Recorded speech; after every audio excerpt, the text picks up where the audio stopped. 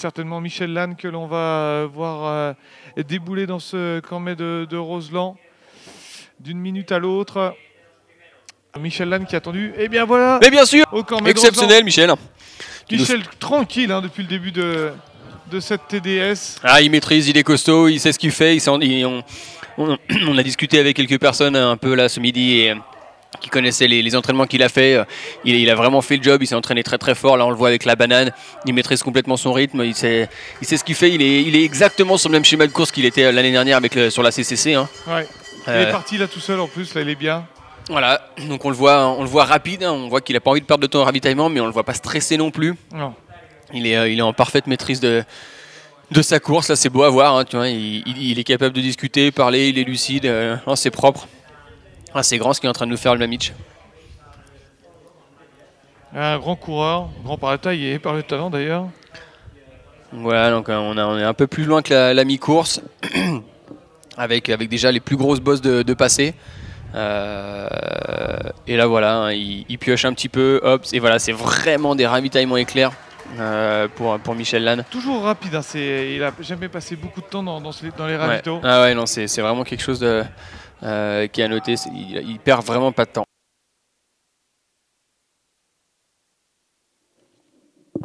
Et voilà, ça continue d'arriver au cormet de Roseland avec bien sûr l'Italien Daniel Jung qui n'a pas dû perdre beaucoup, hein, par rapport à Michel Lannes, à peu près les mêmes timings. Je pense même qu'il s'est peut-être rapproché parce que tout à l'heure il avait 5 minutes de retard et là il doit avoir plus que 3-4 minutes de retard par rapport à Michel.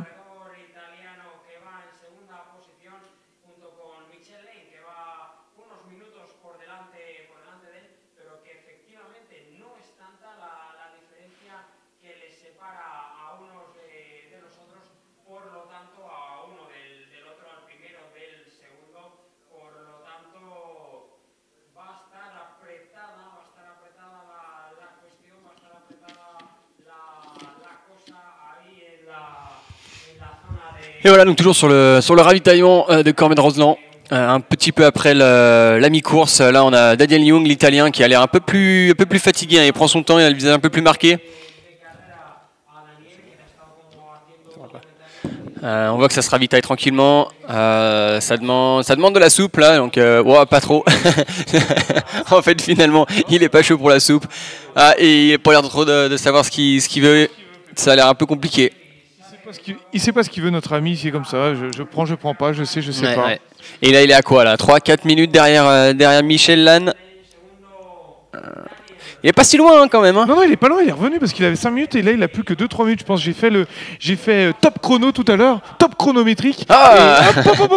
Et du coup j'ai l'impression qu'il a moins de retard que tout à l'heure.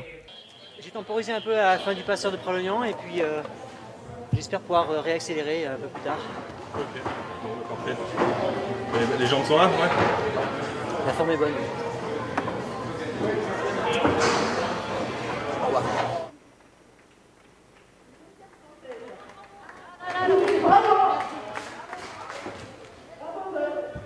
Merci. Comment ça va, Maud?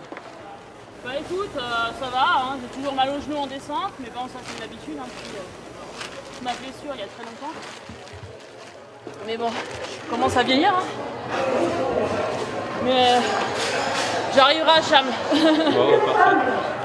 Je veux arriver à Cham, donc j'arriverai à Cham.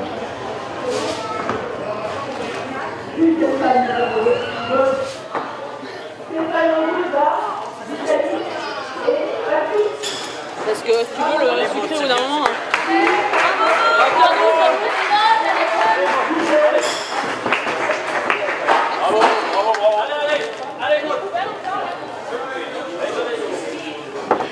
Allez, on voit le col du Joli avec voilà, Michel Lannes qui déboule en rouge, hein. Derrière c'est les suivants et peut-être derrière Daniel Jung.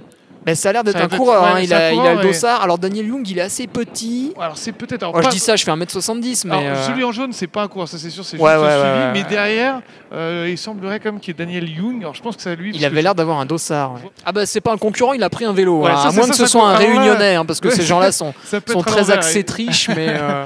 Non, je plaisante bien sûr, mais c'est vrai qu'il y a quelques années, la Réunion se faisait beaucoup en vélo Petit coucou à quand La on Réunion. était un local. Là. Et toi, tu l'as fait la Diag, non? Alors j'ai jamais fait, Tu l'as jamais j'y fait vais cette année. Ah, tu fais cette année? Donc Bon, écoute, on se verra. voilà, peut-être. on m'a dit que c'était extrêmement facile. Mais en fait, c'est une course qui ressemble, pour le coup, je trouve, beaucoup à l'UTMB dans le format. Après, c'est à peu près la même distance, à peu près le même dénivelé. Bon, après, c'est conditions, c'est très humide, c'est un autre climat. C'est ça. Ce qui va changer, ça va être la technicité du chemin et le climat humide par rapport à l'UTMB. On va essayer d'avoir un peu d'informations sur le col du Joly, mais il semblerait qu'il y ait 2 hommes devant et un troisième là, qui arrive. Je crois que ce soit le deuxième, c'est là où on... En rouge, ouais. mais je pense Bon, pas que lui, c'est un coureur, en tout cas, lui, ça c'est coureur. sûr. Alors, ouais, c'est peut-être Daniel Young. Hein. Bah, il est petit aussi, pourquoi pas. Sinon, c'est l'Espagnol Ion Aspiroz. Ouais, voilà, c'est Daniel Young. Là. Les cadreurs, ils ont dû choper son dossard. Voilà, Daniel Young. Donc, en fait, c'est un imposteur. Ouais, il est pas si... Ouais, ça devait être un mec qui suivait la course. Donc, finalement, on a moins peur pour Michel Lannes. Là, il y a toujours les 5 minutes d'écart. Je pense. Peut-être un peu moins. Hein. Ouais, peut-être un petit peu moins, mais le temps, quand même, il y a quand même du parcours. Ouais, il y a encore un petit bout là. Là, il termine, là, descendre un peu la butte. Après, il aura la piste forestière jusqu'au ravito pour arriver calmement.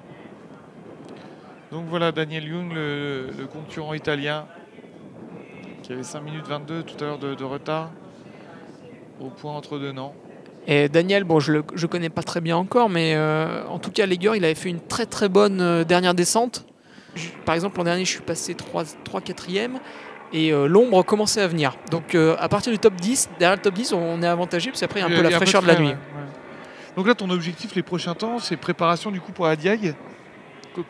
Oui, ça occupe. Ouais, ça occupe pas mal. Ça occupe pas mal. Un petit trail ce week-end, du coup, samedi quand même pour garder les jambes. C'est ça. Je me suis lancé dans l'animation micro là, cette année, donc je serai. Alors pour ceux qui veulent venir voir, oui, ce sera à Saint-Gervais. Il y aura le passage des coureurs entre 19h30 et 22h, puisqu'il y a une barrière horaire à 22h. Et voilà, le lendemain matin, je serai au Trail Simnous Tour, là pour courir cette fois. Donc un week-end bien chargé en perspective. Du bonheur, quoi. Oui, j'adore ça. Hein. Que ce soit l'animation ou courir, bien sûr. Mais Ah ouais, les voici. Là, il y a vraiment le dossard, là, il n'y a pas de souci. C'est bien Daniel Young. Ah, c'est ça, 6002, donc il doit avoir une cote légèrement plus élevée que Michel, mais il me semble que c'est assez similaire, ça doit être du 870, 880. Ouais, ça joue à pas grand-chose. Hein. C'est des top coureurs. Hein. C'est lui qui avait le meilleur classement ITRA, Daniel Young, et Michel Lannes, deuxième classement ITRA. Ouais, voilà, parce que le 6001 a dû être réservé à une féminine, peut-être Mimi. Ce qui me semble que... 6010. Alors là, il y a Sylvain Camus, en tout cas. Ça, Sylvain Camus, c'est sûr, il est là. Avec un Aspiroz. Je suis pas sûr.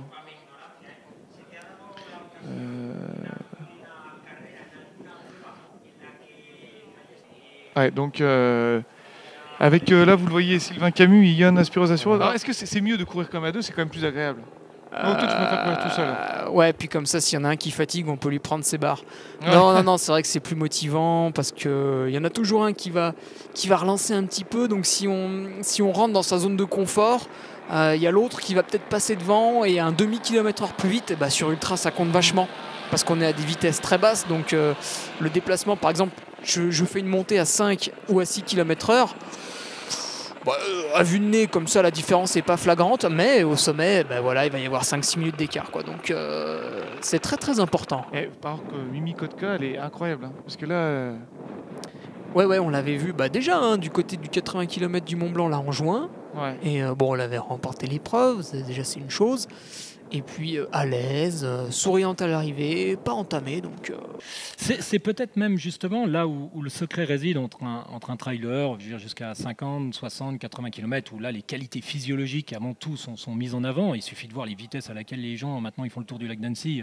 C'est quand même extraordinaire. C'est insensé. C'est des machines vraiment des Formule 1, c'est magnifique. Après, quand on rentre dans le monde de l'ultra, là justement, toutes ces dimensions physiologiques est nécessaire, utile. Enfin voilà, on va pas faire l'histoire du corps humain. humain, mais c'est essentiel. Mais par contre, une grande dimension liée à la dépense énergétique, liée à la gestuelle, liée à l'adaptation en permanence de ce que je suis en train de faire pour être le moins consommateur d'énergie, pour pouvoir durer, pour pouvoir garder un rendement calme, un flow calme qui me tienne jusqu'à la ligne d'arrivée. C'est là où ça devient compliqué, parce que l'être humain, il veut, si on lui donne une tâche à faire, il va essayer de trouver par A ou plus B le plus rapidement possible. Il faut que cette tâche soit réalisée.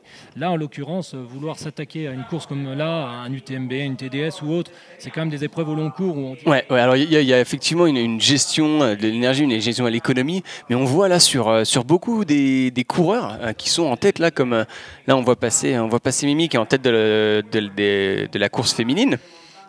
Jolie casquette. Très jolie casquette, Mimi Kotka de Suède, mais on les voit passer avec le sourire. Et oui, parce que ça c'est une composante qui n'est pas négligeable.